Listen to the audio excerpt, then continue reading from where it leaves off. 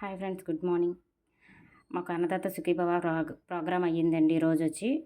అక్కడ అందులో భాగంగా ఫస్ట్ ముందుగా వెళ్ళేటప్పుడు ప్రకృతి వ్యవసాయానికి సంబంధించిన వాళ్ళు మా కొలీగ్స్ ఉన్నారు. వాళ్ళు వచ్చి ముగ్గు వేశారండి. చూడండి, చాలా అందంగా ఉంది. అలాగే ఇందులో చాలా రకాల విత్తనాలు వాడారు.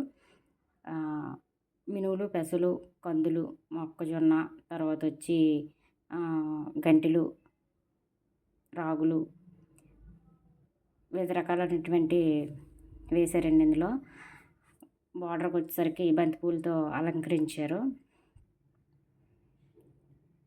ఫస్ట్ అయితే వెళ్ళగానే నాకు ఇది చాలా నచ్చింది, వీడియో తీశాను. మన ఫ్రెండ్స్ అందరి కోసం ఒకసారి చూపిద్దామని.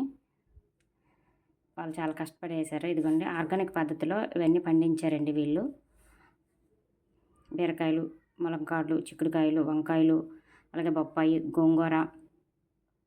అంటే ఇవి వరి విత్తనాలండి. ఆర్గానిక్ పద్ధతిలోనే పండించినటువంటి వరి విత్తనాలండి ఇవి. రత్నచూడి, మైసూర్ మల్లిక, తర్వాత కాలబట్టి, బాస్మతి, నవర,